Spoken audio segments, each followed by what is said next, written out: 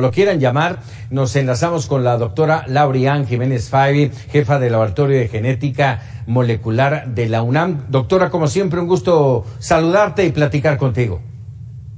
¿Qué tal? Muy buenas noches, Francisco, muchas gracias. Gracias. A ver, hoy 11,000, bueno, en las últimas 24 horas, 11,000 contagios. Han bajado sin duda los muertos, afortunadamente, pero estamos hablando de 11,000 muertos que en febrero los teníamos. Hoy volvemos a esta tercera ola o el tercer repunte, y finalmente la Secretaría de Salud y el subsecretario López-Gatell aceptan que estamos ya metidos en esa tercera ola desde hace 4 semanas. Sí, claro, creo que es demasiado pronto para hacer una evaluación de si es efectivamente las defunciones van a ser menores que en los repuntes anteriores. Es decir, se está manejando este discurso de que ahora no hay tantas hospitalizaciones ni tampoco hay tantas defunciones, pero necesitamos esperar un poco más para saber que eso es cierto en realidad. Si observamos lo que está pasando en Baja California Sur, esta hipótesis o error de cálculo del doctor López-Gatell no se sostiene. Es decir, que lo que ya tenemos en Baja California Sur, esto traspolado al tamaño de la población del resto del país, nos pone en una situación de un repunte con defunciones y hospitalizaciones en los niveles que vimos a finales del año pasado, principios de este. Y si vemos lo que ha pasado en otros países, en Sudamérica principalmente, ¿no? Se vinieron estos repuntes que están mediados por la propagación de estas variantes más contagiosas, y al principio se veía en los contagios y menos en las hospitalizaciones, pero después de que pasa un cierto tiempo, las hospitalizaciones y las defunciones alcanzan y son tan graves como en los repuntes anteriores. Nuestro país no tiene suficiente gente vacunada con esquema completo de vacunación para detener o para impactar sobre el número de defunciones o para disminuir las hospitalizaciones. Simplemente no las tenemos. Así es, déjame tocar un tema que ya tocaste, el tema de las nuevas cepas, alfa, beta, gamma, delta, unas con más contagiosas y otras más riesgosas. En este momento estamos alertados por el tema de la cepa delta. ¿Qué tanto va a ayudar la vacunación con estas nuevas cepas? Bueno, las variantes que están predominando ahorita en México son la gamma, que la variante gamma es la que se describió primero en el Reino Unido. En toda la franja o la región sureste de nuestro país es esta la variante que predomina. Estamos hablando de Yucatán, Quintana Roo, Campeche, Veracruz, toda esa zona es la variante gamma. Es una variante muy problemática, de hecho es causante de todo este repunte realmente muy dramático que se ha visto en todo Sudamérica, ¿no? Ahora, la parte noroeste del país y el centro es en donde está predominando ya de forma muy importante la variante Delta. En la Ciudad de México es la variante principal ya, es decir, de las muestras que se analizan o los casos positivos de COVID-19, ya más del 60% son debidos a la variante Delta. Esto es cierto también en estados como Sinaloa y Baja California Sur. Entonces, esto es un problema muy grave, sí, porque la variante Delta, además de ser mucho más contagiosa que las anteriores, es una variante que evade por lo menos parcialmente a la inmunidad. Es decir, que se está dando un índice mucho mayor de reinfecciones. La gente que ya tuvo COVID-19 no puede estar tranquila de que ya tiene protección, porque ahora es esta variante la que nos está infectando. Y además, la gente que tiene esquemas parciales de vacunación no está protegida contra la variante Delta, queriendo decir que solamente debemos considerar como protegidas aquellas personas que ya están vacunadas con esquemas completos de vacunación. La autoridad, doctora, dice que estaremos llegando al pico en agosto y que luego descenderá. La verdad, y debo de ser absolutamente honesto, esto nos lo han dicho ya durante 1 año o 3 meses, nos lo han dicho varias veces y nunca se ha cumplido.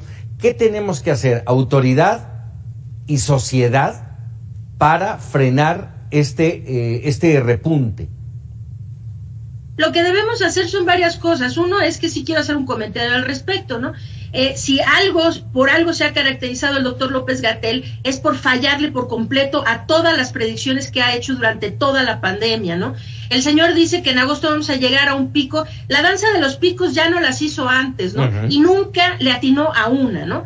Las proyecciones, ahorita, por ejemplo, de la Universidad de Washington, que pueden ser exactas o no, pero vamos a decir, quien sí hace proyecciones serias, lo que está viendo en la Universidad de Washington es que va a haber un pico, un primer pico de este repunte que se va a dar a mediados del mes de agosto, pero de ahí, después de venir una pequeña disminución, la predicción de la Universidad de Washington es que vamos a ir repuntando hasta más allá del mes de octubre y con cifras muy similares a las de nuestro segundo repunte, es decir, lo que pasó a finales de año y principios, ¿no? Entonces, sí, es muy importante. Yo creo que necesitamos exigirle a nuestras autoridades, es que ya estuvo, ¿no? Ya estuvo suave. Es decir, que nos traen en este ir y venir endemoniado entre dejar que simplemente el virus se propague entre nuestras comunidades y no hacer absolutamente nada para detener los contagios. Y entonces cuando empiezan a colapsar los hospitales o la situación se vuelve muy caótica, entonces nos van a pedir a todos volvernos a confinar. No más confinamientos, es decir, ¿cuántos confinamientos más puede soportar la educación en este país? ¿Cuántos confinamientos más puede soportar la industria hotelera, los restauranteros? Es decir, ¿cuánto tiempo más puede ir un país sin tener ninguna actividad cultural, ¿no? Con los museos cerrados, sin conciertos, sin ópera, sin teatro. Es decir, pero estamos en esta situación no por el virus, sino por las decisiones que el gobierno ha tomado.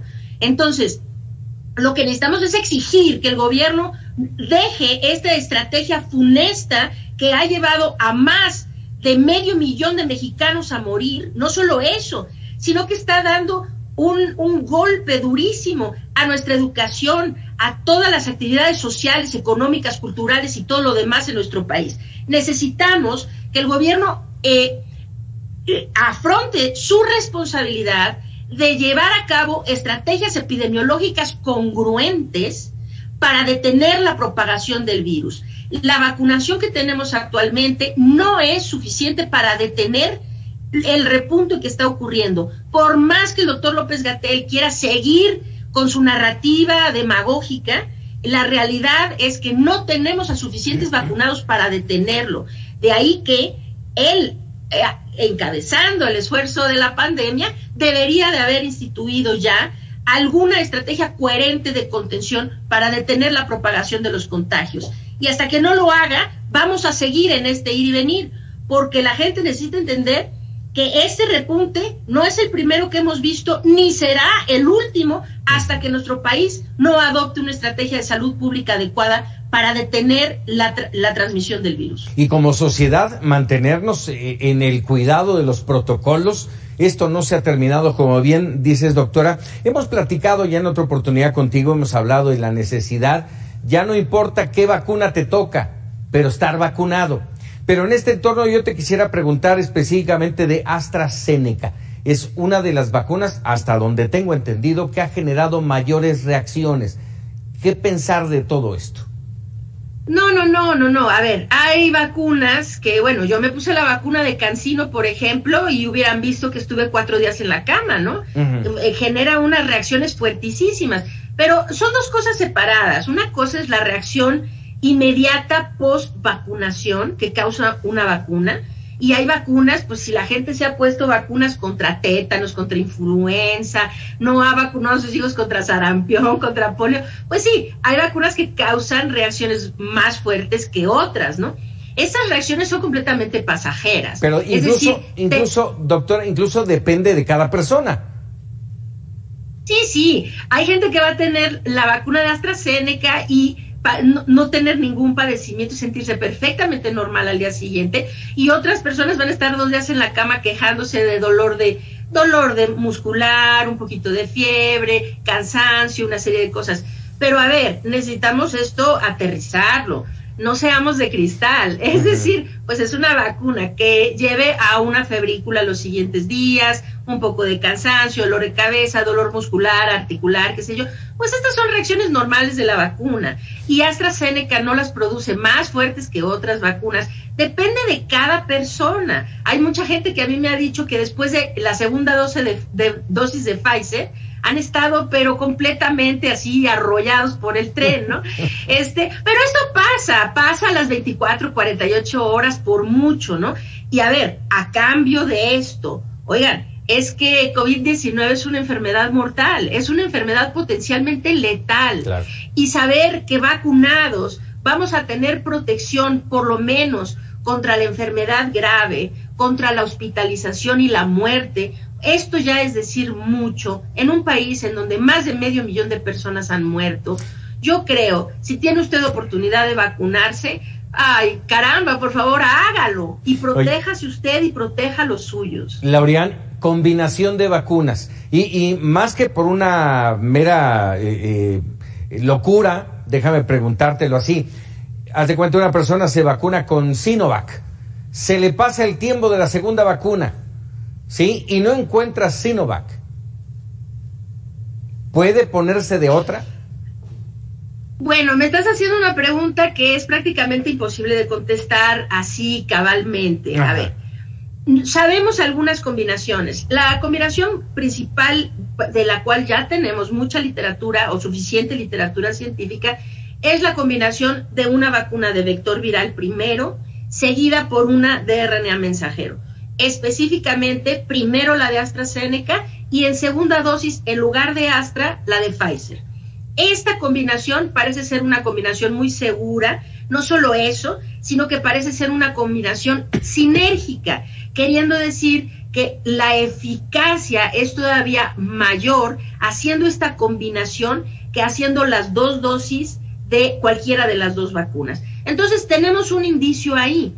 Entonces, si alguien pregunta, vamos a decir, podemos hacer algún tipo de inferencia sobre esto y decir, bueno, las combinaciones hasta donde sabemos, los estudios actuales de una vacuna de vector viral seguida por una de RNA mensajero parecen ser combinaciones seguras e incluso sinérgicas, es decir, muy positivas.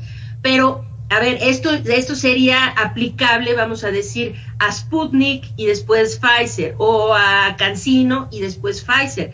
Pero cuando alguien hace la pregunta, ¿qué pasa con Sinovac? Bueno, Sinovac es una vacuna de virus inactivado.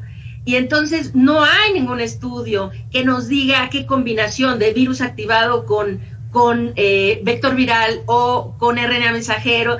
No me atrevería a poder sugerir esta combinación, si es buena, es mala o tiene algún efecto adverso, es decir, porque no tenemos la información científica que lo sustente.